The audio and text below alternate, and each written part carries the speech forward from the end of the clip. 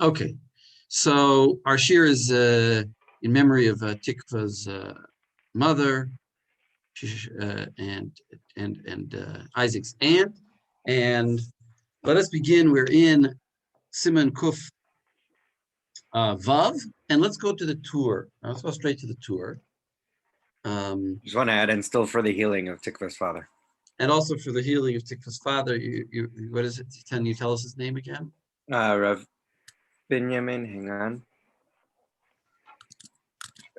Rav Binyamin Chaim ben Zelda. So Rav Binyamin Chaim ben Zelda should have a refuah shlema mehera. And we're learning it for that end. Okay.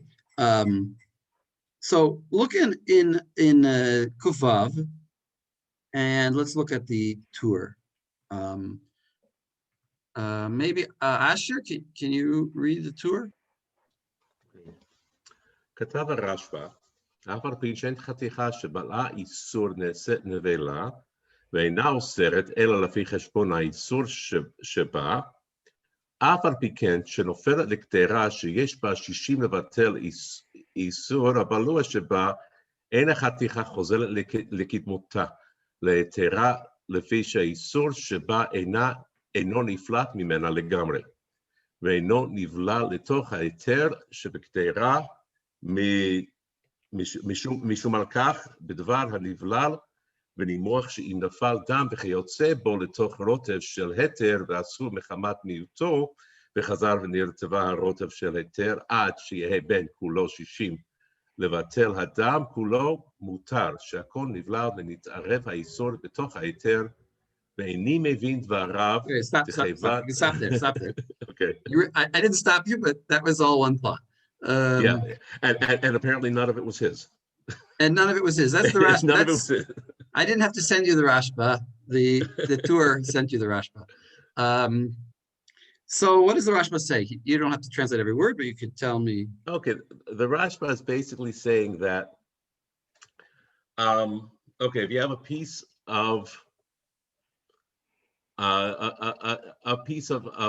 something asur that falls into a pot of heter. Why is this thing asur? Because it's shabala asur. It's not asur. It's asur v'bliya. It's not right. Chamat atzmo. Okay, so you have an asur bliya that falls into a pot, and it's not going to isur anything else in the pot. As long as it's batel b'shishim. In other words, you need. Wait a second. You need. It's a funny way to say it. You need 60 against what? That's the question. Do you need it against the whole piece that became usher because it absorbed something, or do you need 60 against the thing that was absorbed? Only the thing that was absorbed. I'm assuming the whole piece because he says no, so go back. So go back and look because it says you're not correct. Okay. So go back and look. See, prove yourself wrong. Okay, that I'm sure that won't be such a challenge. Find the words. Most people find that easy. Find the words that prove yourself wrong. All right. אין חתיכה שבלה איסור נעשית נבלה ואינה אוסרת אלא לפי חשבון האיסור שבה. That's enough already. Okay. אלא לפי חשבון האיסור שבתוכה. שבה. Okay. It just needs to be 60 against what was absorbed in it. Okay. But nevertheless, when it falls into the ketera that has a shishim levatel, the isur balua, the whole piece itself does not then become mutar. He's saying, right. So it's sort of we're having like a kind of paradox here. On the one hand, you only have to mevatel against the isser balua in the piece. On the other hand, the piece is all usser. Now you might say, well, if the piece is all usser, just like you thought, Asher, I should need 60 against the whole piece if the whole piece is usser. So the Rashba gives a different reason why the piece is usser. It's not usser, it's because of a real law, because of like some real law, but rather because of what words does he say? Let's see if I can find the words. אינו נפלט ממנו לגמרי. Right. אינו נבלע Eino לתוך niflat היצר. mimenu legamri. Because even though the Isser goes out of it and spreads around it, we're worried that some of it remains in a higher ratio than the pot. In other words, like a lot of it comes out, but enough of it stays in perhaps to still cause the piece to have not 1 in 60 against the Isser. And therefore, and if we knew it all came out, then fine. But we don't know it all came out. Maybe some of it stayed in. So the piece retains its Isser status. Now the question is going to be, major question here is this Hanan? Or is this Chaticha Nasein, or is this something else? I mean, the way I've sort of been leading you now is sort of saying it's not Hanan, but it's kind of a weird paradox. It's like another idea. Where is this other idea coming from? So that's the tour goes on. So now you can read Ve'eni Mevi. אוקיי, ואיני מבין דבריו, תכיוון שהכל מצטרף לו, אם כן אתה מתבלבל בכולו, וכיוון שמתבלבל בכולו, אם כן נתבטל. Yes. So he says, I don't get what he's saying, because the whole thing becomes part of the bitul. Like the whole piece. So he's basically saying what Mike gut had said. Wait. Don't read into what Right, you're thinking. Wait, not yet. Hakol mitzaref levatlo. What does hakol mean? What all things? The whole piece. Kol hachaticha. That's all that it joins up? What else joins up? There's other things that join up. Well, anything it touches. Anything that chaticha touches. Well, we were talking about the piece falling into a pot. Right. So hakol. But we've had cases, I remember we discussed this last week, when you have a piece that falls into a pot, but it only affects the pieces in the pot that it touches, as long as you don't cover and stir the pot. Right. I think the assumption here is that you're covering and stirring the pot. Ah, okay. I didn't realize that was the assumption. Okay. Yeah, that's the assumption. Okay.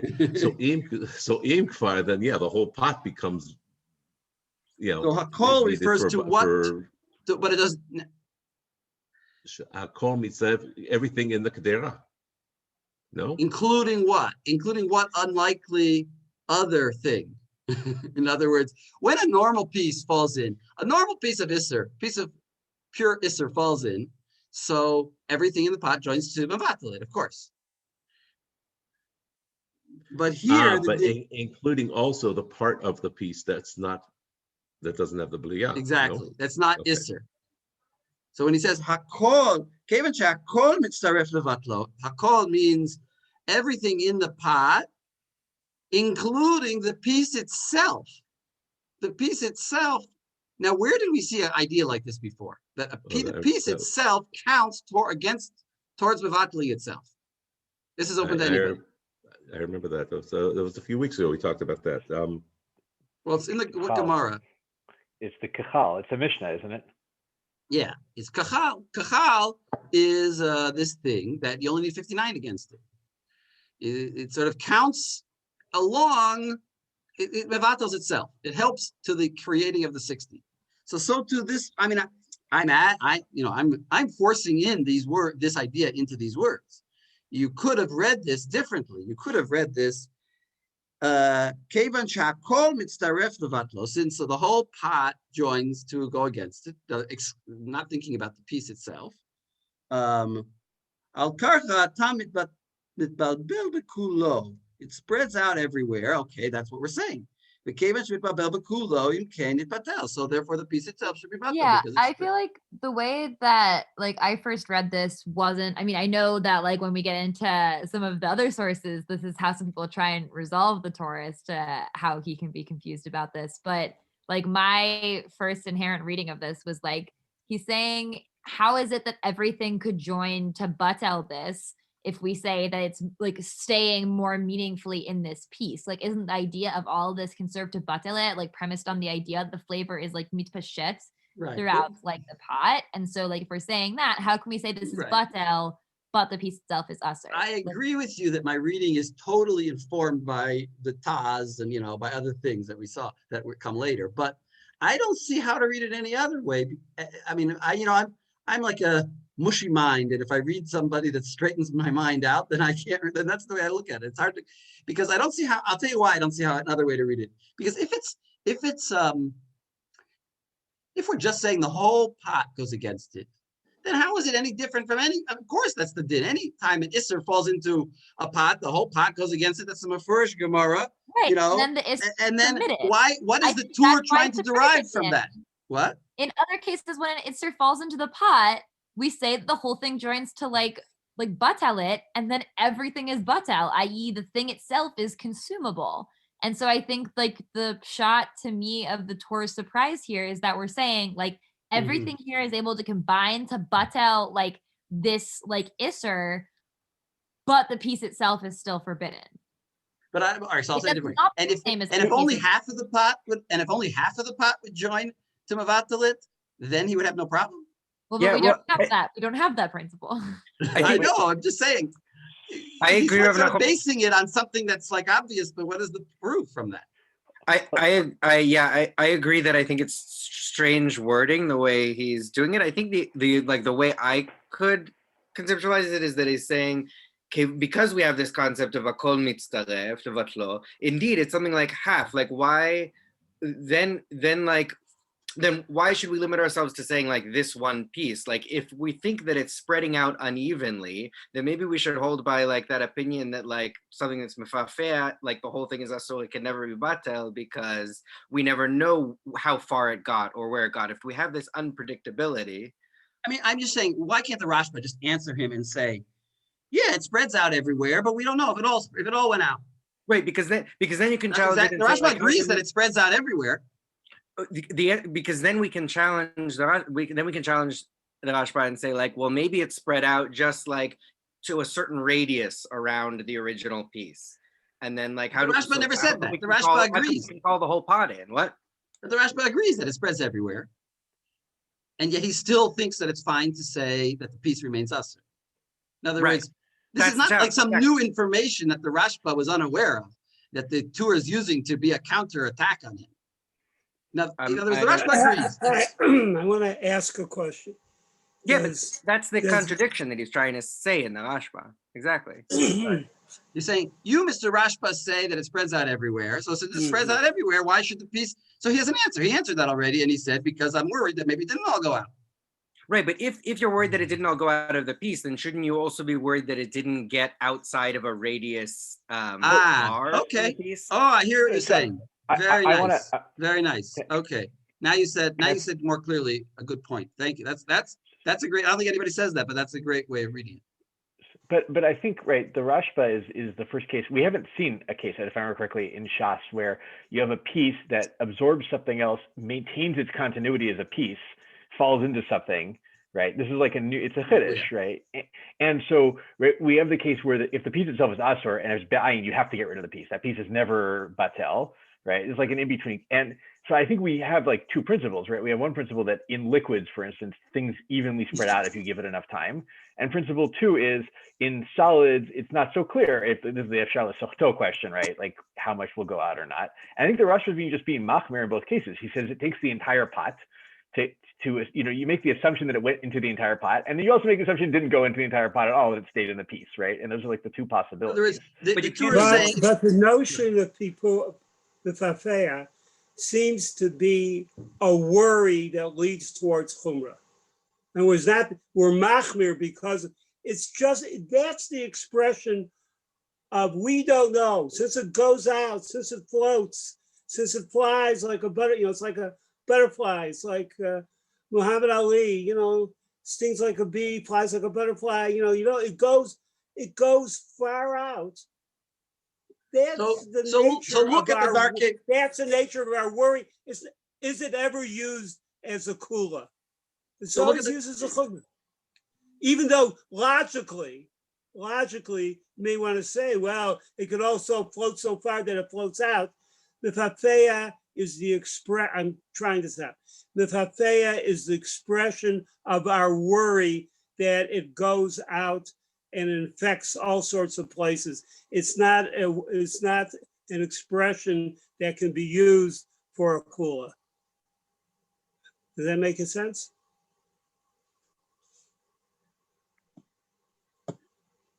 You're saying spreading out. You sounds like you're agreeing with the Rashba. That spreading out is not a reason to create a I think kula. it's the great thing of the Rashba. I think that seems to be what holds. It's mefafea. We don't know how far, but we're worried about it. But we're not using it as it's mefafea so much that You're saying it's a kula. It's a kula that we say we can assume that it spreads out everywhere, and therefore we're allowing you to use the whole pot. We don't say it. What I'm saying is we don't say that. Do we say that in the mefafea? I don't think we use that expression. I would say it as a question. Do we use that as an expression to say it? We don't. I don't think so. Okay. Well, that's the problem with what Yavdi is saying, actually, is that, like I said, nobody says that. And actually, there's no principle like that, that once you have boiling pot, it spreads out everywhere. There's no such thing as it spreads out to a certain radius. That's just a made up idea, which I don't think it's it is one of those logical ideas. It's not used, but that's not how it's used. Well, look at the Darkei Moshe Aleph. Let's look at the Darkei Moshe Aleph, even though it's a little bit preemptive, but look at the Darkei Moshe Aleph. He says like this. I'll read it for you. Everyone has the Darkei Moshe Aleph? It's starts Nira Li Lefarish Devarav.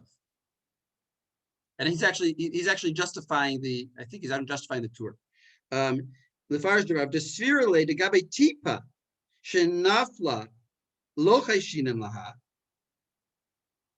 Laha. So when this tipa falls on the meat, because if you stir the pot right away, nobody says that the chaticha is aser now. So if in that case it's muteret, Siman tzadi bet, and also like the Gemara that we all know and love. ולא חשינן שמא נשאר מן העשר בחתיכה, והוא הדין כאן. וכן נראה לי ליישב דברי רבינו. That's how I can explain the tour. So he's saying the tour is very simple. It goes everywhere. I'm sorry. Even though by tipa we can count the whole pot and it goes everywhere, it goes everywhere, and because it goes everywhere, because we count the whole pot when we stir it, therefore the piece is mutter. And if you didn't stir it, in other words, maybe this is what the Torah is thinking. If you didn't stir it, then what happens? It didn't go everywhere. So therefore, it didn't go everywhere. Where did it stay? In the piece. So the piece is usher. So that's what he's saying. Either it stays in the piece, or it goes everywhere. We have a binary world. There's no such thing as it going everywhere and also staying in the piece. Because why didn't we have a chashash over there by the piece? I mean, presumably you couldn't identify it over there. Presumably, right? Here, the piece is usher. What does it mean again, by the way, the piece is usher? The piece is usher means you have to take it out. Okay, take it out. But what if you don't know which one it is? So what do you need? So then it becomes like a dry mixture, and you need to have 2 against it. As long as it fell into 2, then the piece, even though it's usher, would become mutter again, really. Right? Logically, if you had 60 against the balua, and the piece is now usher, so you should take it out, but you don't know to take it out, so then because why don't you know? Because there's another piece there. So if it's 50-50, you have to take them both out. But if it's 2-1, then maybe you can leave it. That would be a case of a batal barov, of dry, which we didn't get to yet, but we'll get to. So wait, so does this help us anything? This Darkei Moshe, aside from justifying the tour, we wanted to justify the Rashba. Well, I think we were trying to justify the tour actually. So maybe I'm saying maybe that's what the tour is thinking, that he's learning from Tipa. And that's why he has a kasha on the Rashba. Okay? Everyone want? I once learned with a rabbi who years and years and years ago, every time I say years, that's 10 years. So years and years and years ago, who said he said, oh, he loved to drive to Bnei Brak and go into the point of a yeshiva and sit in the back and watch Rav Shach, who was the Rosh Yeshiva at the time. And he would come in and he would listen to the shir, and Rav Shach would come in very quietly, like an old hunched over man. And as the shir would progress, he would start getting more excited, and and people would be shouting out kashas at him. And so this rabbi that I knew, he'd like to drive into Tel Aviv and just go to a random shir and like start from the back of the room shouting out kashas to Rav Shach and like growling him up. So my question is, do you have any kashas? I mean,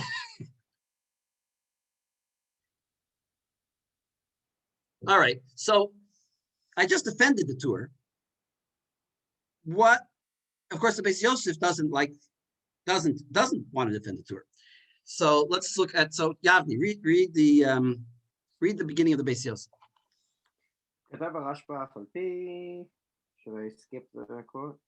I guess you can skip all of that. Yeah. Vani Omer.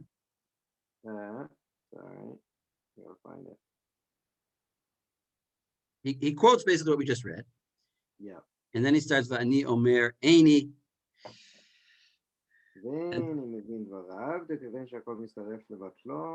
Now this is a great line to remember because the tour says Eini Mevin Devarav.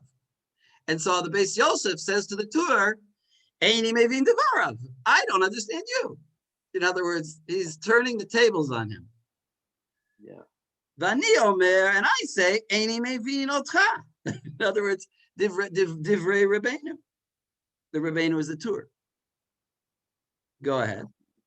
Sorry, I'm not finding it. Hang on. You're not finding it. No, hang on.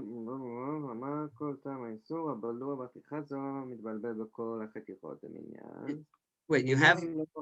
I can't hear you. Sorry, hang on. Is there? Should we have someone else read?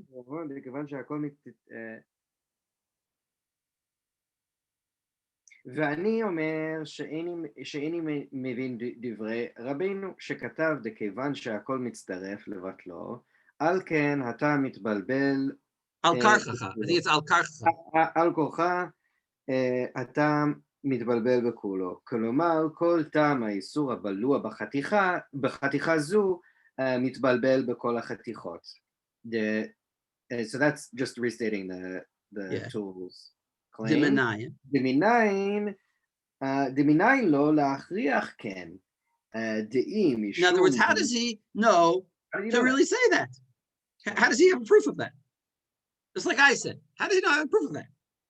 Yeah. Maybe it does, maybe it doesn't. Go ahead.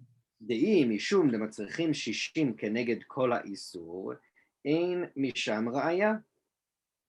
דהה אפילו אם ברור לנו שאין הכל מתפשט ומתבלבל, אנו מצריכים 60 כנגד כולו. וכדאמרינן גבי כחל בדידי משערינן דאי במאי דנפק מיני מנה ידינן והכי נמי דקבדה. I didn't quite understand this reasoning. Let's go back. Wait. In other words, if you're going to say that it's because we need 60 keneged kol isser, like in other words, it goes everywhere. Even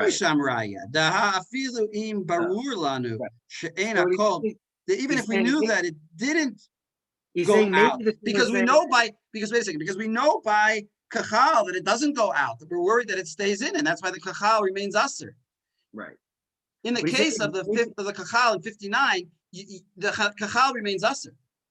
What he's saying is maybe the tool is saying that if because we have to measure against the whole isul, we have to get 60 against the whole isul, then we know that it's all gone out of the chaticha because we need 60 against the whole thing. And if we knew that some of it was inside and only part of it went out, then we would only need 60 against the part that went out, and that's why we would say the chaticha is still asul. But he doesn't buy it because we overestimate. We give it the most it could be. No, am I understanding it wrong? I don't quite follow you. He's just bringing a proof from kachal. Okay. Proof from kachal is like this: that we have a case by kachal that it does spread out everywhere, because we count everything in the pot. When your kachal falls into your fleshik pot, so if you have 59 against the kachal, the pot remains mutter, and just the kachal you have to throw away. Why is it? Because the kachal has milk in it. Now, of course, you should all know that the milk in the kachal is rabbinic. In other words, it's chalav shchuta. It's chalav of an animal after it was slaughtered. It's only rabbinically asur, but still, it's a kind of milk and meat case, and therefore the kachal has milk and meat in it, rabbinically, and therefore we have to throw away the kachal. But you see from that case that we use the entire pot against the kachal to create a 60 situation so that we can matter the soup, and yet we still asur the kachal because we're worried that all the milk didn't go out. So the Rashba has a clear prototype for his din. He has a clear paradigm that he can follow. He can say his case exactly like your Chal. So why are you saying it doesn't make sense, the Torah? You've read the Gemara. So can anybody, so either somebody can tell us the Tosfos answer to this question. Yes, I mean, I'm bringing things together from left field. Tosfos doesn't know he's answering this question, but Tosfos answers this question. Or maybe he does know he's answering this question. In Kachal over there. Did you guys look at that Tosfos I sent? No? Lexi, you looked at it? So I don't have it up now. I can pull it up. I can pull it up for everybody. Wait a second. Let me share my screen. I didn't know, depending on whether we share, whether we saw it, I can either, there we go, share screen. Let me go like this. We have the Tosfot here.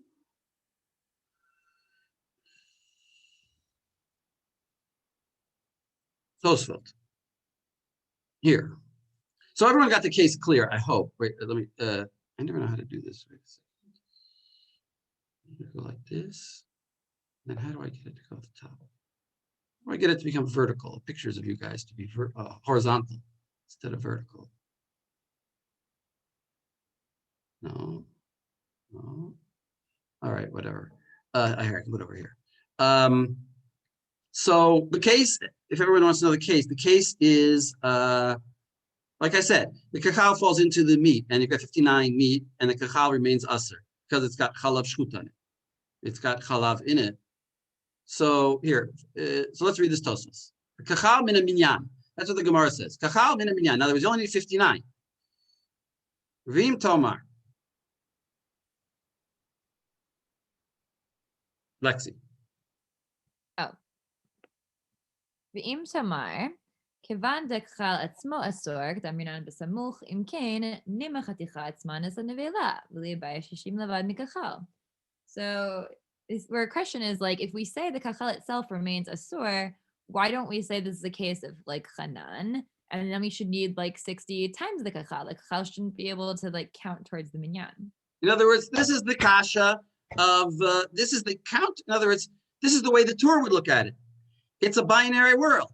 If the kachal is asur, it must be an avela, and must need 60 against it, even if it's rabbinic. I mean, if a rabbinic nevela falls into your pot, you need 60, right? If something that's rabbinically asur, like I don't know, an egg that was born on Yom Tov, whatever, something like some rabbinic isser that fell into your thing, you need 60 against it. So what? This is rabbinic isser, you need 60 against it. So liboy shishim, levad me'kachal. But Yavni, you have a question? No, I'm missing. I don't know that I saw that was what I don't know that I understood the tool was saying that in particular. That sounds like a Hanan argument that I didn't think he was making, but. Oh. Well, the Torah is saying that it should be mutter, right? Because it spreads everywhere. If you would tell me, presumably the Torah does not argue on a case of a nevela that fell in, that it becomes mutter. Right. So I'm Hanan curious, is similar to according to Neveil. the Taz's understanding, this is the like Torah's Kushya, right? That's like what you're reading here. Is that like the Taz's understanding of Yes. the Torah's Kushya is that like if this piece itself is usher, then how can it count towards the shishim to batel the iser? Lexi, you're 100% correct. I don't think anybody followed you. In other words, I am reading this according to, in other words, I'm sort of, Lexi is pointing out a couple times that I am teaching you according to the Taz. And I'm actually saving you having to learn the Taz because it's a hard Taz. Or it's not a hard Taz, but it's a long Taz, whatever. I'm learning this according to the Taz, and I think it makes a lot of sense. But yeah. So wait, let me just rephrase what Lexi was saying, or I think what Lexi was saying, or what I was saying. I don't know, or the Taz is saying. What's going on is that if the piece, in other words, the Taz, if it would be, let's say, a case of milk and meat, let's say, the Torah would say, well, in that case, a piece of milk and meat that, right, we're not talking about milk and meat, we're talking about Isser v'heter. The milk and meat mixed together, and then it fell into the pot, and now the piece that has milk in it, he might agree that's Hanan by that case. So the piece remains Asser, and I need 60 against the whole piece, and I take the piece out. But if you say you only need, in this case where it's a case of a drop of pork juice falling on your meat, and I only need to mavata the pork juice, so it must be because if he would be saying Hanan, then he would agree with the Rashba that the piece would remain Asser. But since he's not saying, since we don't say Hanan here, and we're only have to mavatel against the tiny drop, so why wouldn't the piece become mutter? Right? The Torah is saying the piece becomes mutter. The Torah is saying the piece should become mutter. So he's obviously not saying Hanan.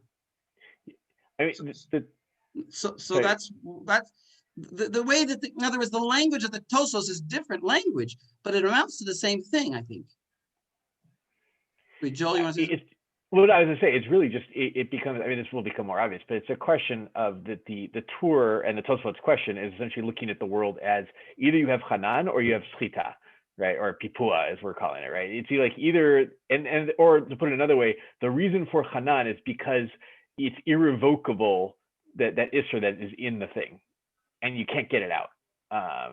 And if you don't say Hanan according to them, that's because the Isser can come out, and that's it. The Isser stays a separable thing, and it just the way it went into that piece, it can go into other pieces just as easily.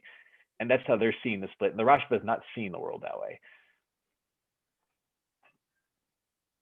Right, agreed. But I still think there's a lot of sense. I think it's hard to say any differently. I think that this question is the same question. Yeah. But I mean, I think what I was trying to get is like the Rashba would, I think, I didn't look actually, I think he would say in Basar B'Chalav, he would actually say, even though I hold Hanan, right, he would agree that like some of the stuff comes out, that's, that those two things aren't the same thing. He would never make an argument that because I hold Hanan that, the milk doesn't come out. Let me put it the other way around. See, the Tosfos is coming at the same question from the other angle. He's saying since it's agreed. Now, this is the source for the Rashba. We just said that that this essentially is like the source for the Rashba, says the Beis Yosef. The Beis Yosef, right, says this is a source for the Rashba that the piece remains us. So the Tosfos is saying, so he's saying, but he's at cash on you. He's saying, but if the piece remains usher, then liboy shishim levada michachal, then you should need 60 against it all.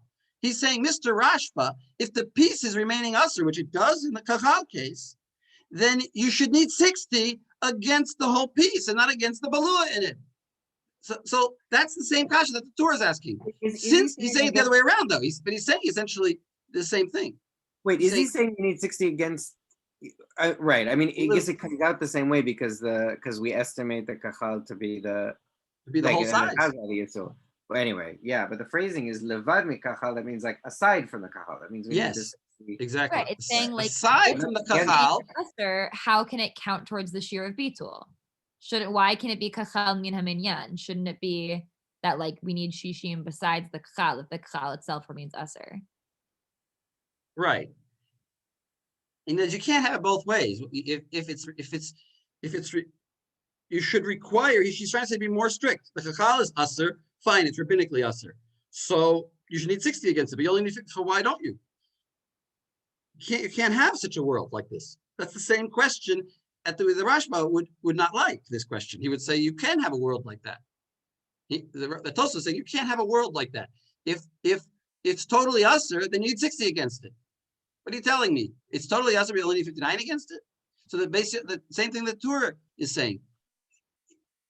If you don't need, you say the other way around, if you don't need 60 against it, then it must be mutter.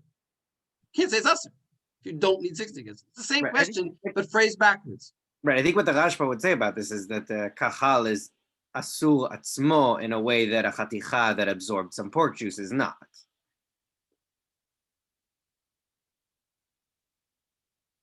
But yeah. Yeah, but even so, if it's a surah small, then the Tosfos but is even worse. Then still you got to answer right. And the other one is, it's almost like the Rashba is saying rabbinically it's not even usher. I'm just saying it's usher. In other words, if it's a rabbinic isser, then you should need 60 against it. I'll put it that way. If the kachal, if the case in the tour is usser, that piece, then what is it? It's usser d'Rabbanan. So then it's usser d'Rabbanan. You need 60 against it, but you don't need 60 against it. You only need 60 against what it absorbed. So it's a similar question. Let's go on. V'yesh lomar. ויש לומר, דהיידה אסור, לאו משום שיהיה טעם חלב בכחל יותר מבשאר בשר, אלא לפי שיש בו גומות, והחלב כנוס לתוכו, ויש באותו חלב טעם בשר, ואי אפשר להפרישו מן הכחל מאחר שנתבשל, דתו לא מהניה לקריאה. So it's not actually because like the taste of the milk doesn't like exists more meaningfully just like as flavor within the skin as it were, more so in the khal than in the other like pieces here. Rather, we actually have these little holes within the khal where there's actually milk that's like kanus, which like it seems like this language like kanus as opposed to like balua, right? There's actually kind of like extant milk within the khal that's like meaty tasting milk. Yeah. And yeah, So and like that. So what's different about kachal in our case? That like it still has like the isser like physically present, like both trapped within, but also not like spread throughout, as it were, the kachal. Right. So can kachal be a paradigm for No, the Rashba? Yeah, it could. No, it can't. It can. It for sure can. Why can't you say that? I mean, what, you think other pieces of meat don't have gumot in them? No, that's exactly the point here. The whole point is that kachal has this like specifically like the milk is kind of like caught in these places, especially since it was already there, and the way the kind of what you're talking about, the sort of like weird physicality around what happened with when we cooked it while the milk was dafka, like this large quantity, or not so large, whatever quantity of milk that was in this thing. Ina hinami. Why is that not the case for other pieces too? Kachal is the only case we have in Shas. Because that's the whole point. Because kachal is the only creature that's 59 and not 60. That's the whole point here, and it's the Rabbanan. In other words, what the Tosfos is saying is, structurally, what is Tosfos structurally doing? He's saying kachal is sui generis. Kachal is a special case, and that's why this din is weird here. So don't go and learn to anything else from this. And I think the Rashba would say lo reinu ein raya, right? He'd be like, okay. Like the Rashba is a Rishon, he can argue on Tosfos. I'm just saying what Tosfos is saying. The Rashba can say no. Exactly, that is the machloket. That exactly is the machloket. See, but I just want to point this out. Joel, you learned with me this same Tosfos 2 years ago, right? Yeah. Did we learn it this way? I don't remember. Although I have a whole bunch of notes here about Efshar L'Sochto, but I don't think we learned it this way. Yeah, the Taz taught me how to learn this. I had to learn this Tosfos, and he's right. I mean, whatever, he's right. In other words, the Tosfos structurally, what is he doing here? He is saying he's saying, this is a weird case. He starts off by saying this is a weird case, it doesn't fit the rules. Then he comes up and says, yeah, you know why it's a weird case? Because it is a physically weird thing. It's an udder, and it's got bubbles in it and all kinds of weird things. And therefore, we say the key line here is, he says, we're not saying that this is the key point. Lav mishum shatam chalav b'chachal yoter mibishar basar. In other words, it does spread out equally. Everything spreads out equally. We're not talking about Tom. Tom spreads out equally. And when in a case where all you're worried about is Tom, then it spreads out evenly. What's that case? That's the case of our Gemara, where a piece of blood dripped onto your, spilled onto your meat. And now we're worried about the Tom spreading out. The Tom chalav, it's not that it stays in one place. Right? That's exactly what the Rashba says. No, it does stay in one place. He says, "Lav mishum shahatam chalav b'chachal yoter mibas." No, it spreads out everywhere. For some other reason, I don't even care what this other reason is. I don't care what that other reason is. Whatever, some other reason why it's usher. But the main point is that in a normal case, it spreads out everywhere. And therefore the piece should be mutter. That's a little bit, Tosfos doesn't say that, but the piece should be mutter. That's the way the Torah understands it. Torah understands the Tosfos saying the piece should be mutter, really, because of that. I wonder if we have to read the rest of it. I feel like that's the part that gets referenced for the most part in the stuff on this question. The rest of it's also interesting, but yeah. So fine. So he just, right, the rest of it, he just asked, like, why should it be usher anyway? But whatever, that's the main point. That is the point of this Tosfos. Just to analyze it structurally, he says it's a weird case, and his answer is, it's a weird mitziyut. But the real rule wouldn't be like this. So therefore, you can't learn from it. And therefore, the Beit Yosef, who used this as the place to prove the Rashba, has no proof. And you can say, well, he thinks he does. But a proof means that there's no other way to read it. It's certainly not a proof for the Rashba. The Rashba can say what he wants, but you can't say this is a proof that the Rashba is right. Because mathematically, a proof means that there's no other way to explain it. If Tosfos explain it a different way, so it's not a proof for the Rashba. The Rashba can say what he says anyway. But he can't say that I have to get it. I get it from this Gemara because there's no other way to read this Gemara. No, there is. Tosfos says another way to read this Gemara. Okay, that was exciting for me. I hope it was interesting for you. Okay, so now where do we go?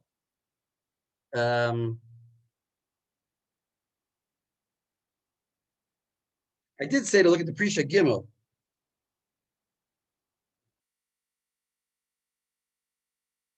So we're getting back into this question. Noam, you want to look at the Prisha Gimel?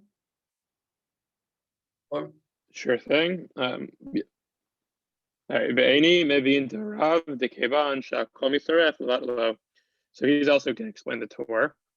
Bior divrei Rabbeinu she ratziti lomar b'ma shemar harashba she'ein ha'isur niflat mimenu legamre. It's not ritziti, ritzono lomar. Ritzono lomar b'ma shemar Rashba. So he's interpreting the Rashba, right? The Torah interpreting what the Torah. He's saying what the Torah is saying. Ritzono lomar, the Torah's intent. Ritzono lomar, Demash. This is what it means to say the Torah. That what the Rashba said, she'ena iser niflat. Right, mimenu legamre maskim imo. Right, he agrees with him that it doesn't fully go out. Shekenhu, because that's the way it works. B'ma shemar harashba. Ve'eno nivlal, but it doesn't get spread out completely, right? Demashma mizeh shebezot hachaticha nishar yoter isur mima shenichnas b'shar chatichot. For what remains in that the original chaticha of isur is more isur remains in there than that goes into the other chatichot. Al zeh katav Rabbeinu. the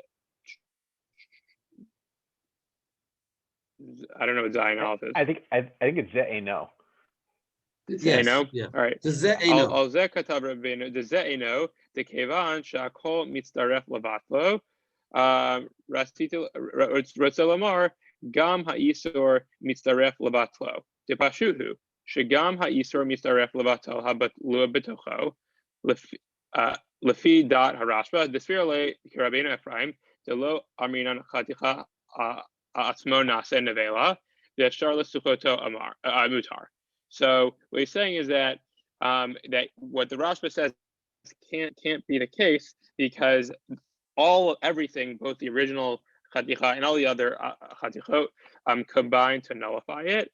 That's to say that the forbidden nature, the forbidden piece, joins to nullify it, and that's obvious because also the Isor join this Isor piece joins to nullify the balua that is within it. And that's based on the opinion of the Rashba, who holds like Rabbeinu Ephraim, that we don't say Hanan, but we do say Efshar l'sochoto mutar. So he's sort of has it both ways, that the piece itself, since it's not Basar B'chalav, does not become Hanan, so you don't need 60 against the whole piece. But since the balua goes out of it, we say Efshar l'sochoto, so that original piece becomes mutar. Now, but keep going because now you're getting to the main point. Right. Ho'il v'chen hu al korchach sarich lomar shelo nishar b'chaticha zot misur habalua ba yoter mima shenivla b'shar chatichot. So, and from this, you have to say that that no more of the Isser remain in the piece. Right. Then in the rest of the pot. The other chatichot. Right. The im ita nishar. Right. The im ita shenishar ba yoter my isor mima shenivla b'shar chatichot im ken adayin shem ha'isor aleha ve'ech ya'aleh al dat shetistaref im shar chatichot levatel isor. Because if you're going to say that more isor exists in that original piece than all the other pieces, how are you possibly then it still has the status of isor? How is it possibly going to count to nullify itself? Right. Now, the preacher actually, so the preacher's just saying, well, by the way, this is like resorting to like rhetoric here. How could you say it? Well, yeah, he could say it. That's exactly what he's saying. But he's saying shame isser. He's using the concept of shame isser. If it's called an usser thing, you can't use an usser thing to create a heter for the thing that it absorbed. Of course, we do that. Where do we do that? Kachal. I mean, the kachal has shame isser on it. It's usser, and yet it counts. So I don't quite see it seems like a rhetorical argument. In other words, he's just saying it's just illogical. But sometimes things are illogical. But let's go. I'm not sure if we should go on.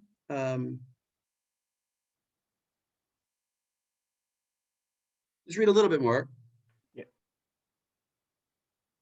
Okay. V'dai lotzi erasma shelo nistarech shishim keneged kula. And it's enough that you don't need to exclude it, right? It's enough that you don't need to have 60 against the whole piece, but just itself, against you only need it against what it absorbed. That's already it's did us a great service in that sense, but we're also going to say that it itself counts towards creating the 60. That's too far. And if we're going to go that far, then we have to say the piece is mutter. V'im kain, lefi mad kaimalan pashu leman da'amar efshar l'sochototar eina chaticha atzmo na'aseh nevela she'chaticha sheba ha'isor nivla mitarefet lebatel ha'isor v'adai gam zeh chaticha atzma muteret. Right. So if that's the case, then if we're assuming that Efshar l'sochoto is mutar, then the chaticha itself doesn't become a nevela, and sheba yisor nivla, and then it should then combine to nullify the isor, And if that's the case, then the chaticha itself has to stay permitted. Then it has to stay forbidden. Permitted. Permitted. That's permitted. Yeah. Right. Okay. So basically, the Prisha is just saying that you can't have things both ways. If it's acting as a heter agent, then it has to be called heter, and you can't say that it's usher and also acting as a heter agent. But again, I think that the Tosfos sort of answers that it is possible. All right, we'll take a break here. We'll come back in a few minutes.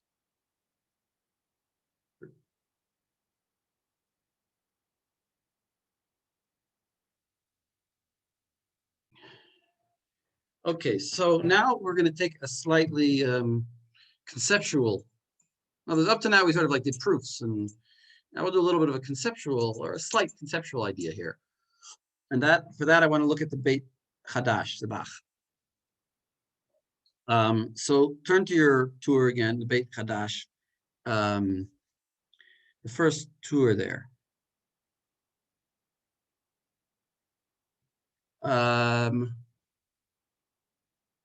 Anyone want to read? I didn't call on. Or that I did call on. Yeah, Yavni, why don't you read? Even though I called on you before. From where? Just from the beginning. Beginning? Yeah. כתב הרשב"א אף על פי וכולי, ואיני מבין דבריו, דכיוון שהכל מצטרף לבטלו וכולי. הבית יוסף הבין שדעת רבינו היא דכיוון דלא סגי בשישים כנגד חלק האיסור שבו בלבד, ולומר שמקצת האיסור נשאר יותר בחתיכה שלא יצא, אילמה דנראה לו שכל האיסור מתבלבל בכל החתיכות בשווה. Wait, so what's his proposal? What's his proposal of shishim keneged chelek haisur? What does that mean? שישים כנגד, לא סג בשישים כנגד חלק האיסור. Oh, because I think that's what I was trying to say earlier about the Beit Yosef, is that he's saying that shishim, because we don't say that we only need shishim against part of the isul, therefore we assume that therefore maybe we would assume that all of the isul came out of that, like the isul didn't stay behind more so in exactly. In other words, if the Rashba, right. So in other words, if the Rashba would be right, kind of, then you should only need 60 against some of the isur that's in there. Right. And nobody says that. Everybody says you need 60 against all of what's in the isur piece.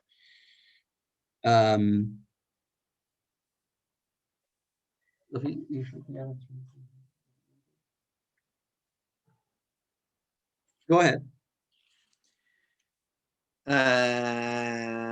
Sorry. שכל האיסור מתבלבל בכל החתיכות בשווה. להכי באינן 60 כנגד כל האיסור. Start from Alma. Sorry. Alma that צריך לומר שכל... Wait. Yeah. I think I have a different... Alma that צריך לומר. Just right where you were. All right, so go back to the beginning then. And just... Okay. מאיסור שבו בלבד, ולומר, במקצת האיסור נשאר יותר בחתיכה שלא יצא, עלמא דנראה לו שכל האיסור... that's interesting. You have נראה לו. Oh. I have צריך לומר. Yeah. Oh, yeah. That's interesting. Wonder what the correct one is. You're right. It's probably נראה לומר. You're probably right. I can tell you the Ala Torah website also has the נראה לו. Oh, let me change mine. Yeah, נראה לומר. Okay. עלמא דנראה לו, כלומר לבית יוסף, שכל האיסור מתבלבל בכל החתיכות בשווה, להכי באינן 60 60 כנגד כל האיסור. That's no. V'hiksha habeit Yosef. ביקשה על זה, דמינין לא זה, דדילמה משום דלא ידעינן אי נפק מיני כל האיסור, אם לאו, לפיכך צריך 60 כנגד כל האיסור. Because it's not about like that only part of it came out, it's about that we're uncertain how much of it came out. And therefore, we need 60 against the whole thing in the whole pot, and we need... Right. And So the chumrah on both sides. ולפי עוניית דעתי, דרבנו הבין דעת הרשב"א על נכון. Who's Rabbeinu? Who's Rabbeinu? I'm not sure. Maybe the tool? There's a tour. The tool, yeah. So he's arguing on the Beit Yosef. He's saying, He's arguing on the Beit Yosef now, yeah. yeah. בסיר לכיוון לחתיכה זו נאסרה, אי אפשר לחזור להתרה, דאפשר לסוחתו, אסור, בכל האיסורים. אף על גב דלא אמרינן חתיכה עצמה, אף על גב דלא אמרינן חתיכה עצמה נעשית נבלה, Wait, so go back again. Go, yeah, what? The high timer, I think. הייתמה? Yeah, I think. okay. Wait, so I should go back. And so the Bach thinks that the tool is right about the Rashba. So he's coming at it from the angle of the kevan de haticha zo ne'aseret. Since it's usher, ef sharla. So you can't, yeah. If it's going to say it's usher, then it can't be mutter also. Ef shar, like ef shar sof to usher. So ef sharla lachzor lehetera. It can't, right? It can't. I don't know what it means lachzor lehetera. It can't. No, I think right.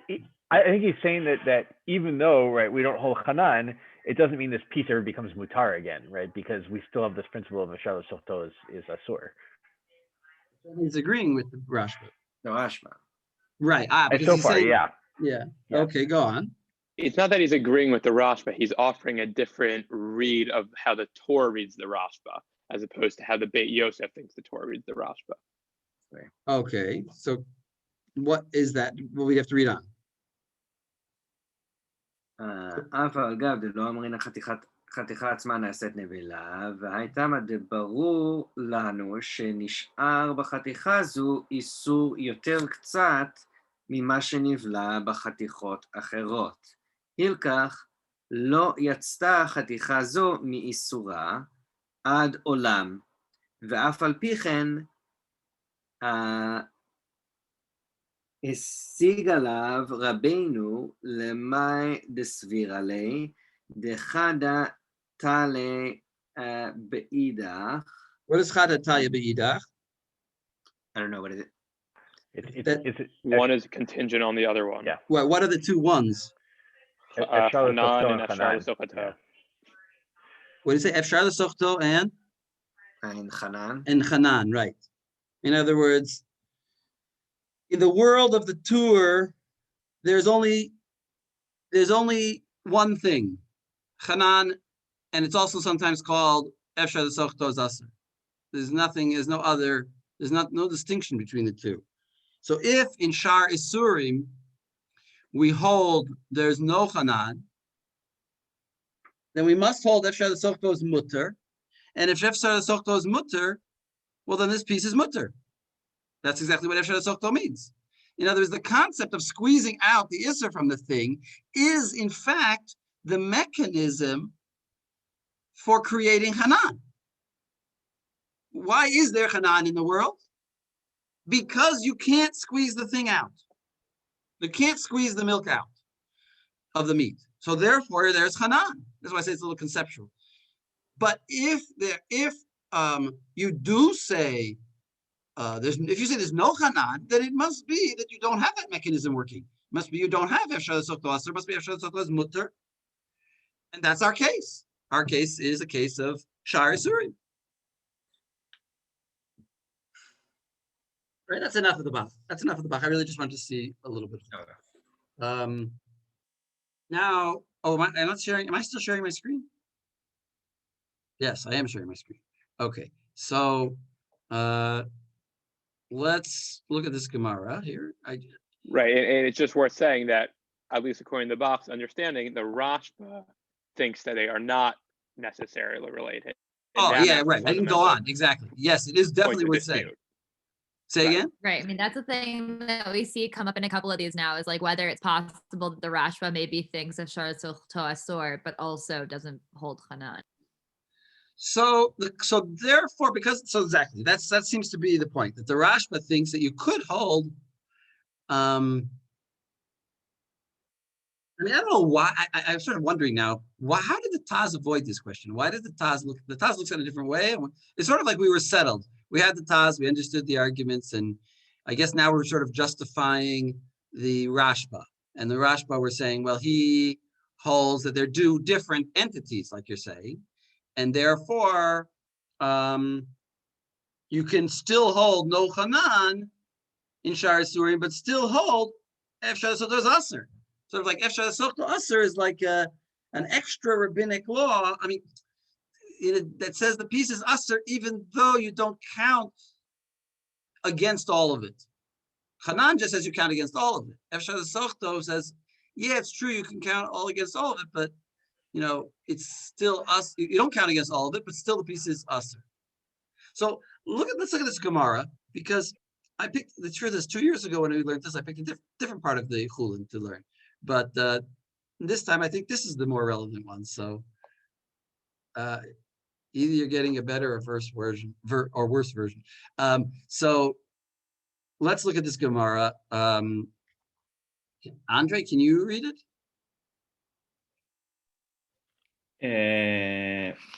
Yes. Now, the first piece is the Mishnah, and then I skipped to just a snippet of the Gemara, 2 lines, like in the middle of a whole argument. Should I read directly the Mishnah or just the Gemara? Read the Mishnah and the Gemara that I have on the screen there. מתניתין, טיפת חלב שנפלה על החתיכה, אם יש בה בנותן תם באותה חתיכה, אסור. ניער את הקדרה, אם יש בה בנותן תם באותה קדרה, אסור. Okay, so I translate. So a drop of milk that fall into a piece, and then it gets the flavor, then that flavor becomes a sur. If you mix the whole thing in the kedera, how do you say that in English? Pot. In the pot, thank you. If the whole mix gets the flavor, then everything is a sur. Okay. Right. So the important point is that the case is milk and meat, and it goes into just the piece, and then it could theoretically go into the whole pot. Okay, so look at the, look at the Gemara here. I color-coded it for Rashi. ומאי כסבר, אי כסבר אפשר לסוחטו מותר חתיכה, המאי נעשית... Mutar. No, so here I'll put a comma here. מותר, sorry, מותר. Oh. חתיכה, אוקיי. חתיכה, המאי נעשית נבלה, אלא כסבר, אפשר לסוחטה, אסור, דאיתמר רב ורבי חנינא ורבי יוחנן דאמרי, אפשר לסוחטו, אסור. שמואל ורבי שמעון בר רבי ריש לקיש דאמרי, אפשר לסוחטו, מותר. Okay. So first of all, wait a second. Let's look at the Mishnah again. The Mishnah says it fell on the chaticha, and if it gives flavor to the chaticha is asur, and presumably the pot will be asur, right? It doesn't say that in the Mishnah, but it could theoretically now asur the whole pot, right? I mean, the Mishnah doesn't say that actually, but if the piece is asur, then you need to have 60 against the piece. Also, well, potentially, or we don't know actually. That's the whole discussion. If you take out, maybe it stays in the piece, right? That's the whole discussion. But it says my kasaver. So let's look at Rashi. Micah Savar. מייקה סבר, רב אפשר לסוחתו באיסור שנבלע בהיתר, ונתן בו טעם ואסרו וחזר, ובשל ההיתר הזה עם ההיתר אחר, שאפשר האיסור הנבלע בזה להיסחט ממנו, ולהיחלק בהיתר האחרון, ואין בו כשיעור לאסור את האחרון. Right. So my kasaver, or in other words, this is the question, what does he hold? Does he hold that, well, now he's going to explain exactly what is Efshar L'Sochto. Regarding Efshar L'Sochto, Efshar L'Sochto be'isser she'nivla be'heter, that's our case. Isser she'gat v'natan botam, and it put flavor into that piece, it ushered that piece for asro. And now you took the piece for chazaru bishel heter hazeh im heter acher. Now you cook that piece. He calls it a heter. Bishel. He really means the heter and the isser together. Now, there's the piece that the heter piece that absorbed the isser. You go ahead and cook it with a whole bunch of other pieces that are also heter. Now, what do we say? Do we say that you need?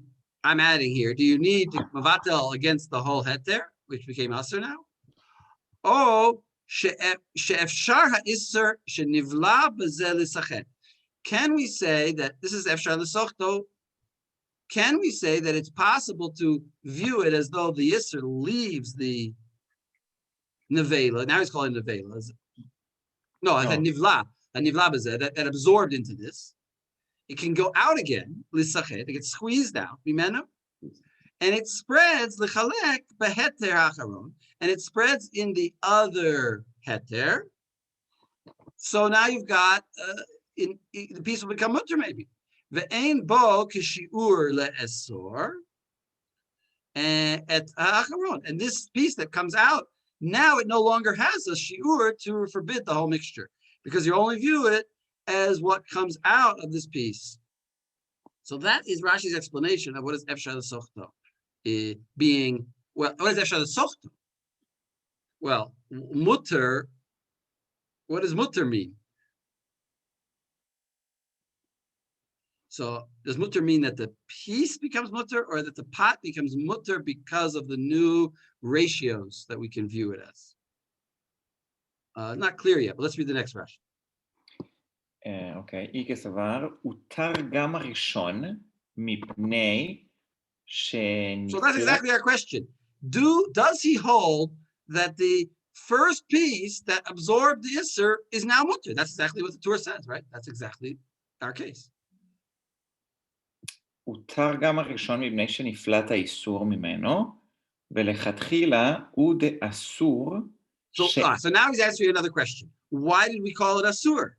What was asur about it if it becomes mutar?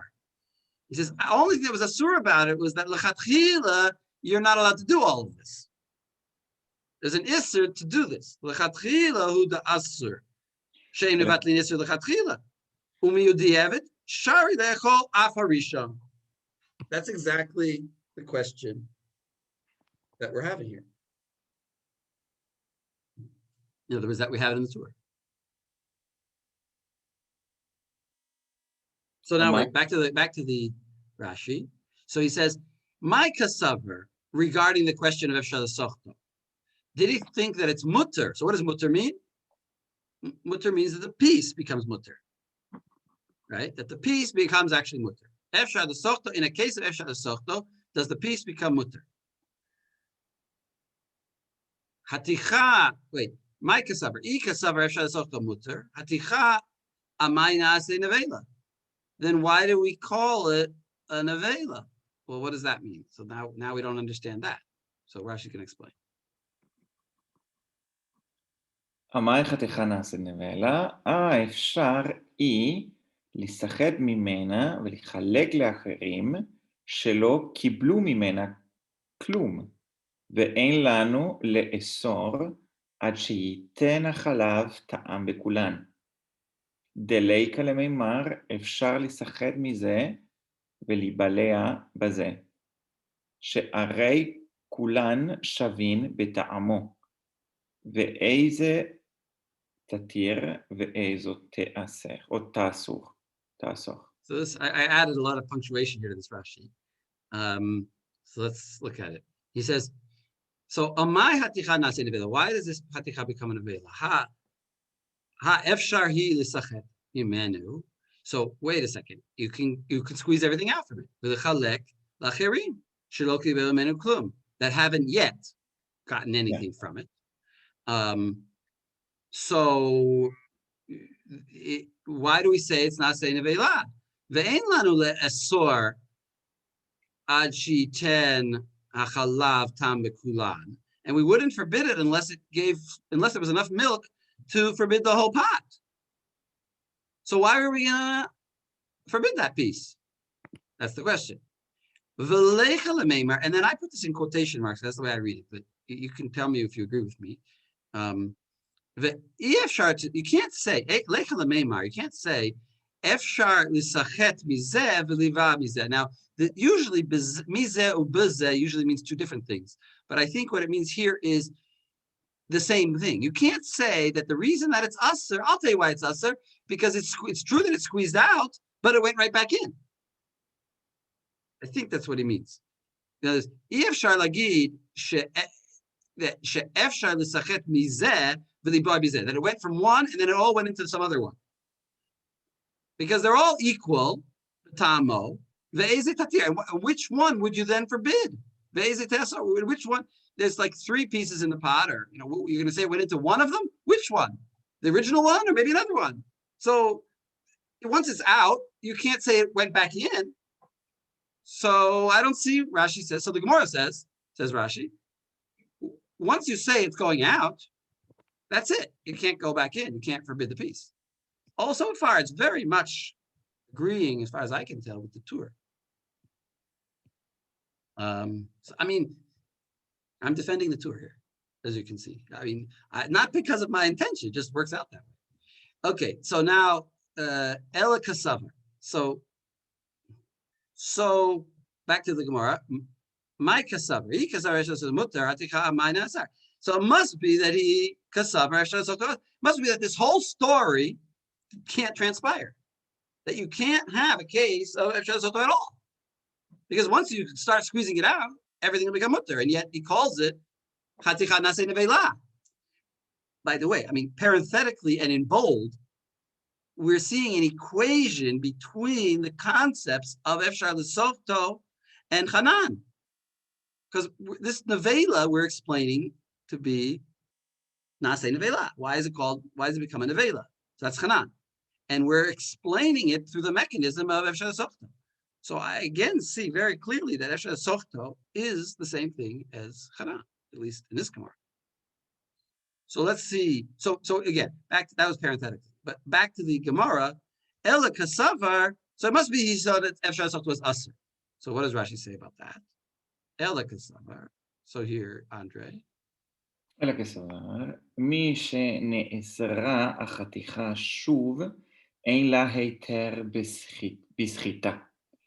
והשמועינן אף ההיתר שבה נעשה איסור להיות כאן שיעור גדול לאסור אחרים הרבה. So here he says, rather, what are we saying? Efshar Sochto is really Aser.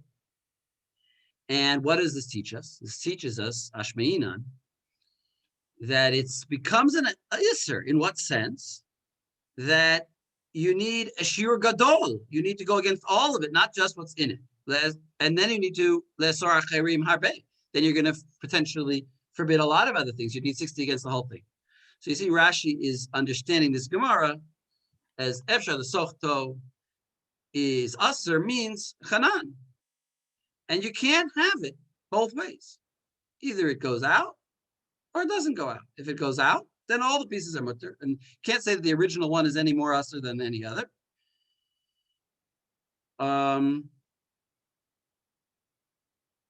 And if it does, but if it is Efshar Sochto was usher, then then the piece would remain usher, but you need also 60 against the whole piece. So, wait, what is there? One more Rashi I have here. El kasav efshar l'sochto aser the itmar Rav Rechina Rav Yochanan de Amrei efshar l'sochto aser Shmuel Rav Reish Lakish de Amrei efshar l'sochto muter. It's a machloket. Muter, and what does he say on muter? Afarishon sheneasar. Even the first one that had been aser reverts to being muter. I don't know. The Tur and the Rashi agree. Anyone sees it otherwise?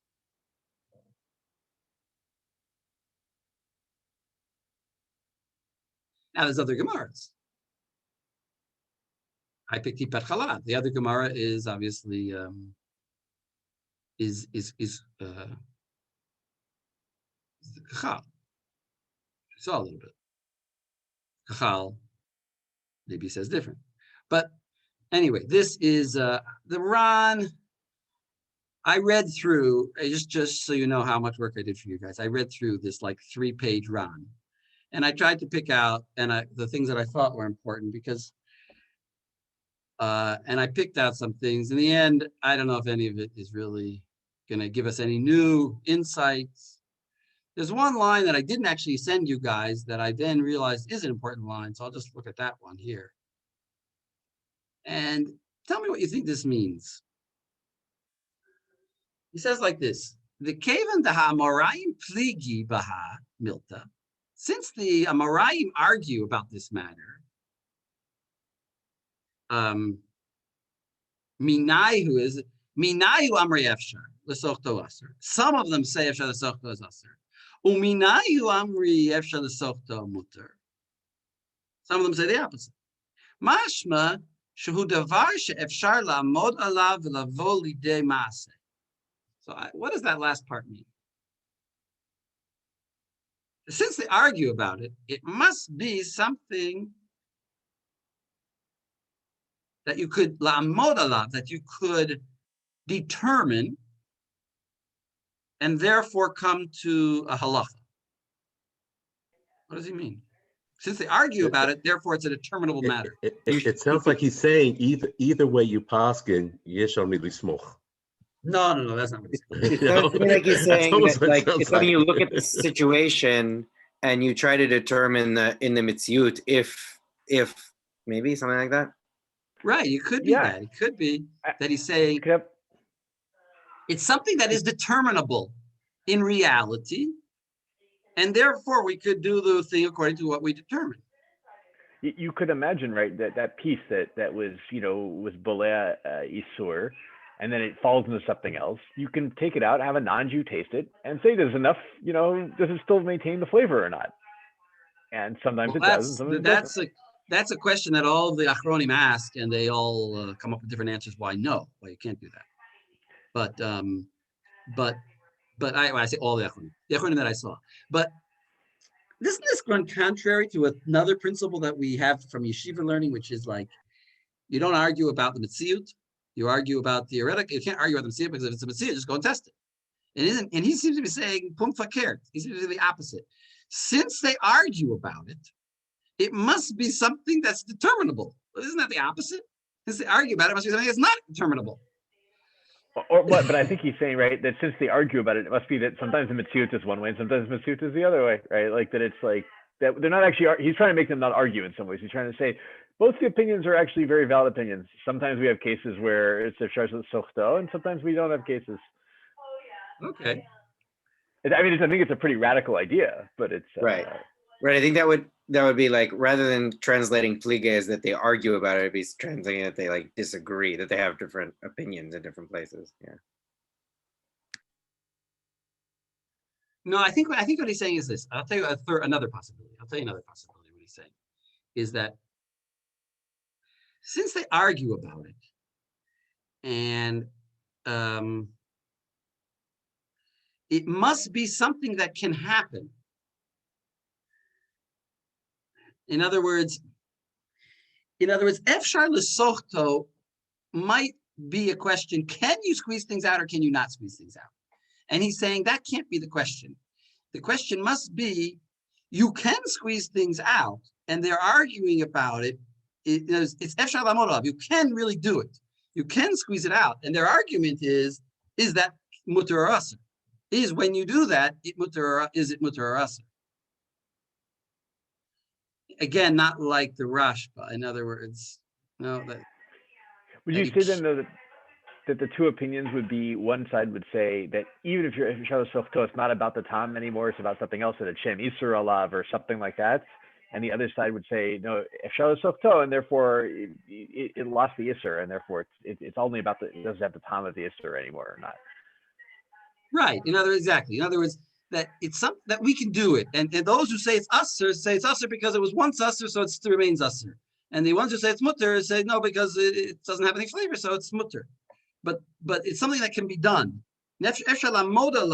I translated this to determine, and maybe that misled you. Maybe that's because that's the way it looks. Maybe it means really it's doable. I don't know. Anyway, you'll see in my shir that I gave 2 years ago, if you find it, that I said that the Rashba, well, I think this was a key point in the Ran, that he holds that it's something physically doable, whereas the Rashba holds that you could never really know if you did it. In other words, I'm trying to say maybe there's a distinction. The Rashba says you could never really know if you did if you did schita, because maybe it remained in there. All right, we don't have much time. Let's look at the Shulchan Aruch.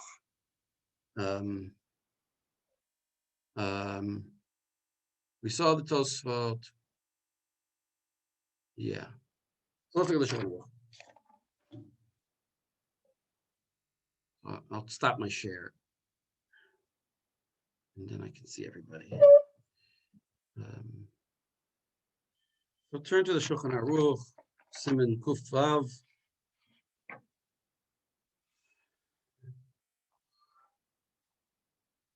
And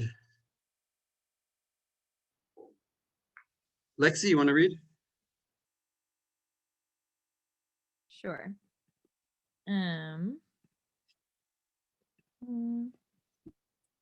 So חתיכה שבלעה איסור, ואם בה 60 לבטלו, שנפלה לקדרה, אינה אוסרת אלא לפי חשבון איסור שבה, שאם יש ממש בקדרה, מצורף עם החתיכה עצמה 60 כנגד איסור הבלוע בה, הותר מה שבקדרה, אבל החתיכה עצמה אסורה, לפי שאיסור שבה אינו נפלט ממנה לגמרי.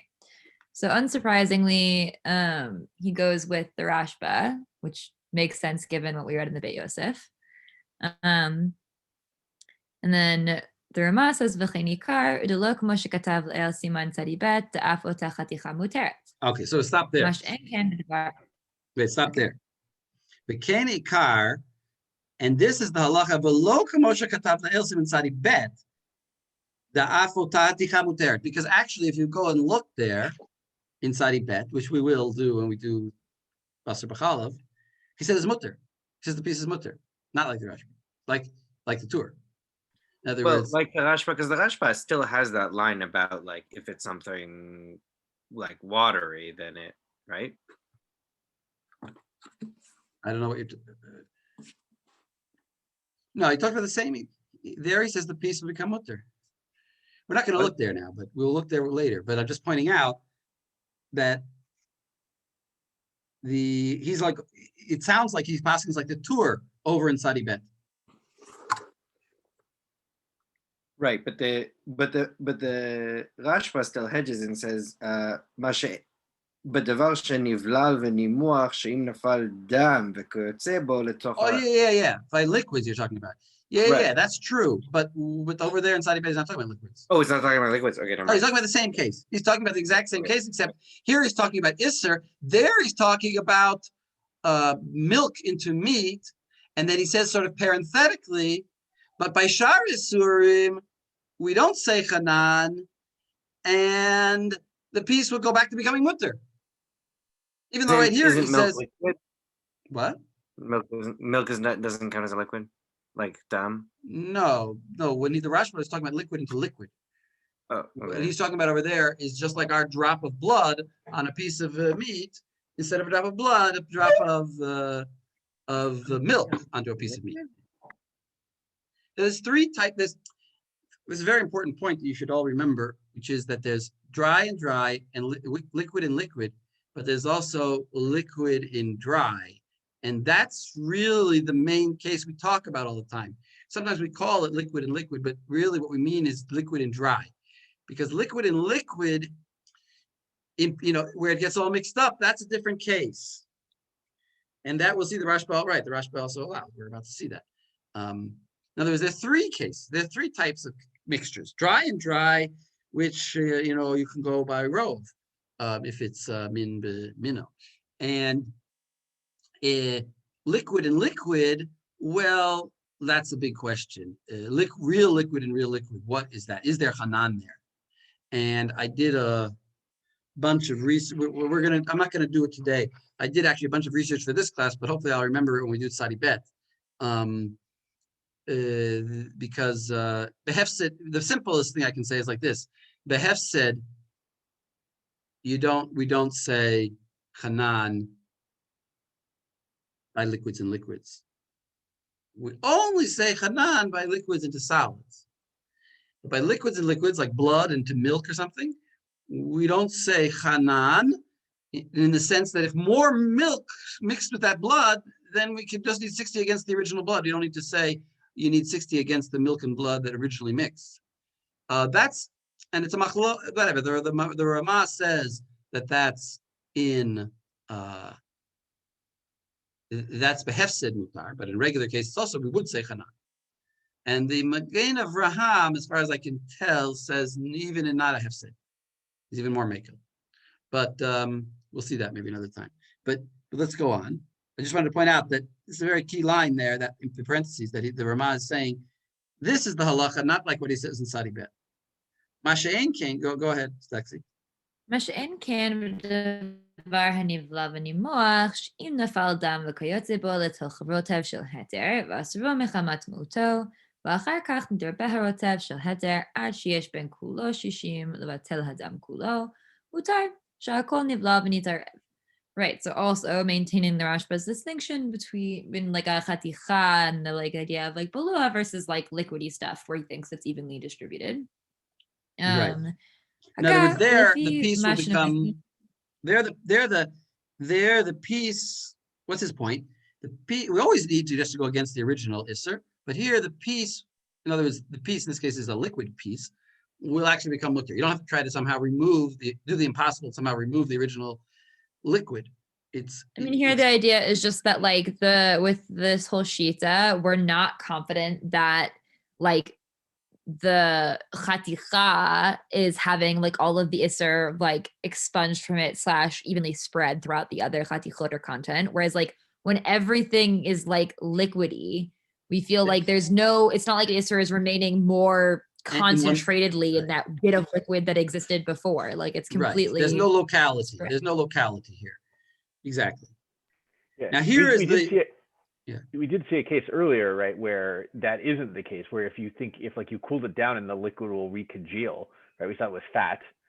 Then he doesn't hold that, right? It's yeah, that's a special case. Yeah, but yeah, that's just a different principle there. Well, but that's just the like principle has that to do with congealing, right? As in, it's like right. The whole point is that so long as something is liquidy, mamash, exactly. like is in the state of being a liquid, then this applies. This the Aruch HaShulchan says this at the beginning of all the laws of Isser v'Heter, and he says everything's the main principle is if you can get the thing out, you have to get it out. We're only talking where you can't get it out. So that's another way. That's just a chiddush that you can get it out by cooling it. All right, but go on. Go read the Ramah because it's very important here. Because this Ramah is impossible to understand. אין חילוק בין דבר לח לדבר יבש, אלא לעניין זה, דאם הנאסר כדבר יבש ויש 60 כנגדו, החתיכה הנאסרת תחילה נשארת באיסורה וצריך להסירה משם עם מכירה, ואם אינו מכירה בטלה, אם אינה חתיכה ראיה להתכבד. ואם הוא דבר לח, הכל מותר, ואחר דאיקה 60 נגד מה שנאסרה תחילה.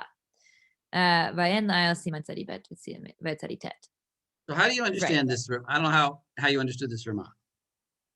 Because so he's like, for the most part, given that we hold Hanan, unlike, the Shulchan Aruch, who just codified this, for the most part, there isn't a distinction between a Devar Lach and a Devar Yavesh, in that, like, you need Shishim versus whatever has been rendered Aser.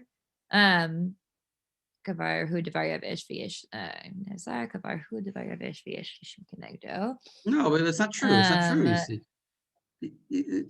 What should the Ramah say? I'll ask you like that. What should the Ramah say now? What's the main point of this Ramah? Which two words are the main point of this Ramah, actually? And I'll give you a hint. It's at the end.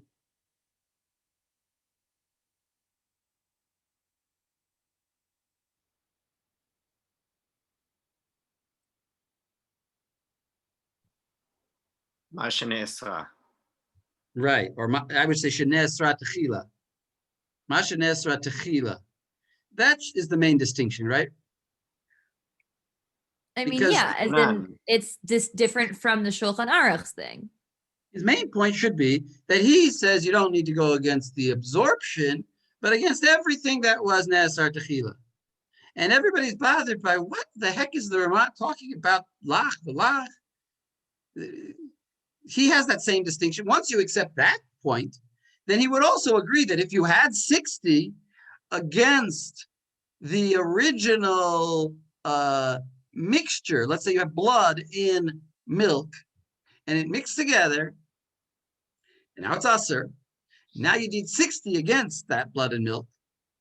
So you'd add a whole lot of milk fell in, and now it's all in some mutter. ways, this is kind He of would like the agree. opposite of the Rashba, right? As in, like, this kind of feels to me like the Hefech, right? Right, the Rashba, we were trying to conceive what it might look like to hold, like, to not hold Hanan, but to believe Eshar Zochto Asur.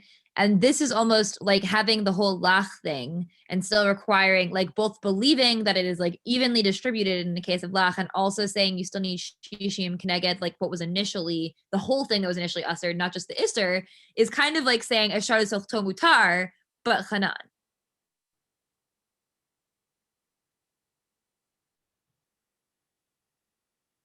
Right. You're right. It is. It's interesting. Yes, it is interesting. Well, that is exactly the problem what he's saying. is that's an even more confusing. That's exactly what he should say. That's exactly what the Ramah should say, because he should say, I hold like the Rashba, but I have one more chumrah, which is that I hold Hanan. So I hold Hanan, and I hold like the Rashba that the piece still remains Aser, but by liquids, obviously all the same. So it shouldn't be. So why is he saying that the distinction between him and the Beis Yosef and the Mechaber is regarding Lach? It's not. There's no distinction between him. It's just the distinction is that we say Hanan, and therefore Lach is more worse, and you know what I mean. Therefore, we need 60 against it, and not just against the original thing. And in the original piece that got Nisser on it, it'll be Aser, and we'll have to remove it, and we'll need 60 against the whole piece. In other words, maybe what you're saying, Lexi, is like this, and this is a very good point, which is that what he's saying is, I don't have these weird contradictions that the Rashba has, because I say Hanan, and therefore the piece is Aser, and therefore obviously you need 60 against the whole thing, and the piece remains Aser, and I don't need this weirdness. When does this weirdness come in? It only comes in Lach B'Lach, where I'll also say Hanan, but I won't make you. But well, I mean, what else you can do? You can't remove the liquid. I don't know. It's a very problematic language of the Ramah. What he's trying to say is pretty obvious. We don't have time to go into the different explanations of how to read it, but the language, Lefi Mashad Noagin Lomad, we call it Isurim Hatichan Azen Vela, Ein Chiluk Ben Davar Lach Davar Yavesh. There is no right. I mean, Rav Nachum, maybe I didn't get that right. I said his only distinction is whether or not you have to remove the piece at the end of the day. In terms of a Lach versus by liquids, right? you can right. By liquids, you can't really remove the piece. So and that's just because the piece is still there. If you can recognize it, it's still there. You have to remove it. Yeah, but it's like it sounds like he's saying the distinction that the Mechaber had, I don't have. But the Mechaber he does have the exact same distinction that the Mechaber has. I don't see where he thinks that he's arguing on the Mechaber here. He holds Chanan, but other than that, Because he says Ein Chiluk, the second line. Ein Chiluk Yeah. bein devar. Why does he say Ein Chiluk? The I think in Mechaber general- just said that is a Chiluk. The Mechaber says there is a Chiluk between Yavesh, because by Yavesh you have to throw away the piece, but by Lach you can keep everything. And he says Ein Chiluk, babas. I disagree. I say there's Ein Chiluk, but he says the exact same Chiluk. He says, yeah, Elo, he's just saying that this is the only distinction I have between Lach and Yavesh. I agree with the Mechaber. I disagree with the number, right? I think that it's 60 against the whole piece, but I agree with him in general that this is the case. And this is my only distinction between Lach and Yavesh, I think, is what he's saying, right? I think what you're saying a very interesting thing. You're saying, what he's saying is, in Kol HaShas Kulo, in Kol HaShulchan Aruch, I don't distinguish between milk and between liquids and solids except here. Exactly. Yeah. Whereas maybe the Mechaber has more distinctions that he's thinking of. That's a very interesting reading. I never saw anybody say that, and it's quite possible. Oh. It's quite possible that that's what he's saying. It makes a lot of sense, except for one thing, which is that there are differences, because Behef said we don't say Hanan. There are other differences. And that's what everybody jumps on. Okay, let's go on to the next Steve. Lexi, go ahead. Okay, sorry. The Shulchan Aruch next, Steve? Yeah. Okay. חתיכה שיש בה חלב שנתבשלה בקדרה שיש בה 60 לבטל החלב, צריך להיזהר שלא יסיר שום דבר מהקדרה בעוד חתיכת האיסור בתוכה, תחי שינן שמא תישאר באחרונה בשעה שאין בקדרה 60 לבטל החלב. וגם לא יציינה תחילה שהחלב שבה יאסור אותה, ומה תקנתה, הניחנה עד שתסתנן הקדרה. So I have like a chaticha that's got like asar chalev on it, and it's in this pot. There is shishim in the pot to like batel chalev, but I need to not take anything else out of the pot while this is still cooking, because otherwise then I might end up having less than shishim connected the chalev, and it'll like return to being asar. And I also shouldn't take the piece out of it, because as of right now the piece is being batelled, but if I take the piece out, then the chalev will be like ustering the piece, which is kind of like a fascinating little bit there, right? It's like I can't just take the chalev out, seems to be the problem, right? It's like kind of like a problem sort of not holding chanan. I'm like, I can't just take the chalev out. So the way to take it out would be to take the piece out, but then I would actually be rendering this piece usser, whereas right now it's like being buttzelt with everything else. So like I shouldn't do that. So instead I just wait till everything cools down. Now wait a second. I want to ask a klutz kasha, but wait a second. Didn't we say that the piece is usher? The first sif said the piece is usher. Why is he saying all of a sudden don't take the piece out with the chalev because you'll make the piece usher? But we just said the piece is usher. The piece remains usher because we're worried. Isn't this a stira? He just said the piece is usher. Now he says don't take it out with the chalev because the piece will become usher. Well, the piece is usher already.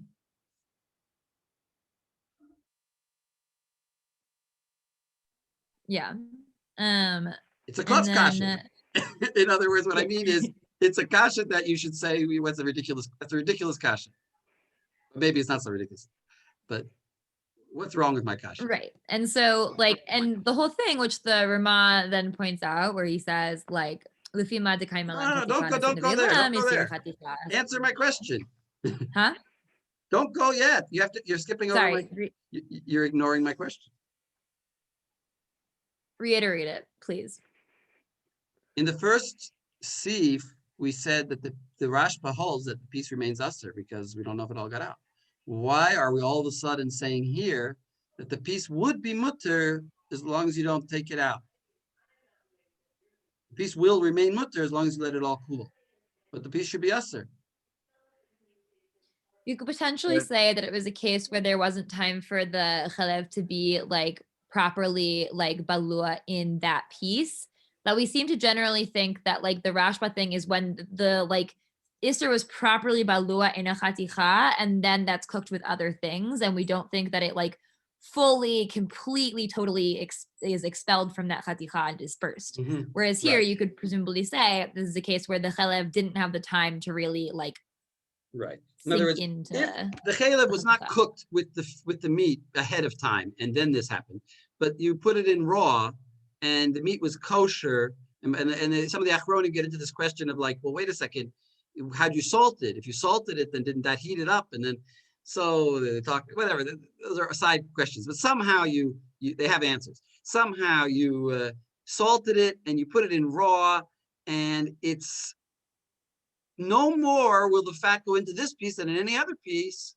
Whereas in the previous sieve, it had already had an interaction with that drop independently of all the other pieces.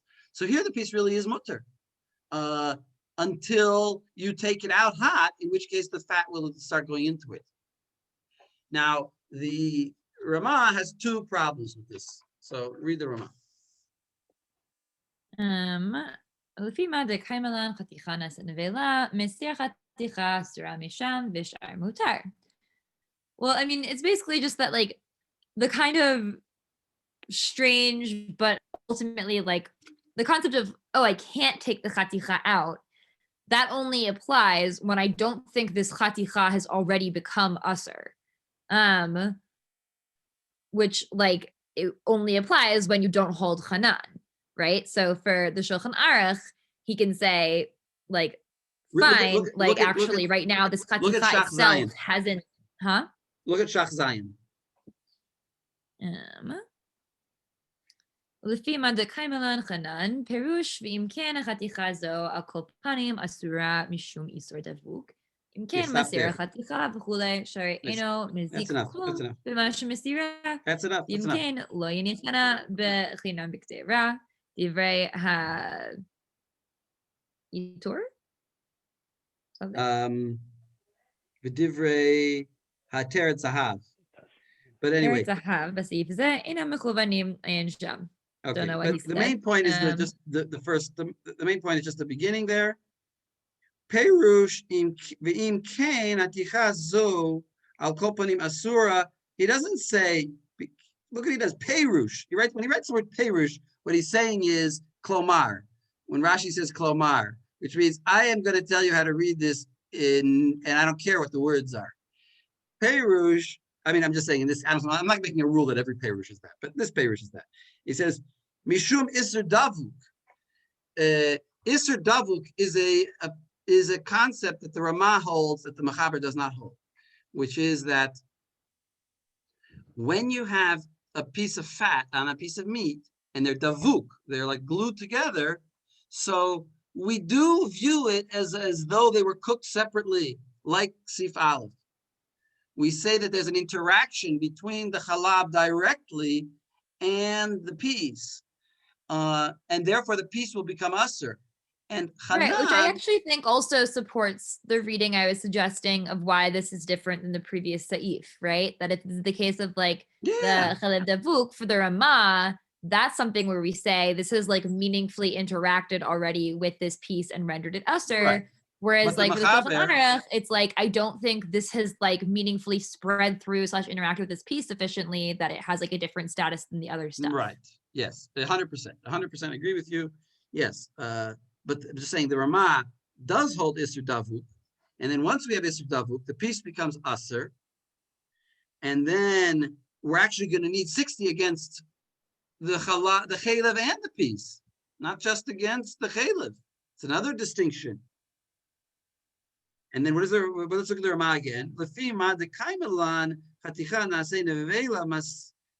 So now everything is going to be ruined. But let's say, imagine like for the Ramah, he's like, this is a very simple issue for me. He's like, you just take the piece out. He's like, the piece is already forbidden. Right. Like, so you may as well just take it out. Yeah. And by the way, you have to take it out with he's like, with a piece has wooden... already become usher. So it's not like you have to worry about rendering something usher that hasn't been rendered usher and is otherwise going to be batel. He's like, it's already usher. Like it's a lost cause. Right. And you're going to need take the piece out and then everything else is fine. Right. So it's not really because we hold Chanan. It's really because of Isser Davuk. And Chanan is an added problem. That's why I said there's two issues that he's going to bring up. Chanan is an added problem because once we hold Isser Davuk, now we need 60 against both the meat and the chaylev. I mean, the way Hanan would be relevant here is that presumably, like, it would be most relevant if we're talking about a case where there's shishim keneged the pot, but not shishim keneged the chaticha. Shishim neged, there has to be shishim neged the chaticha and the fat. In Like order for the pot Shulchan to- Aruch, as long as there's shishim neged the chaylev, this whole That's thing right. this is going to be batal. No, like the whole thing will be printed. Whereas the Ramah, the Hanan would be most relevant if we don't have shishim keneged the whole chaticha. Then also, like, even if I keep the chaticha in there, like, it'd Mhm. still be forbidden.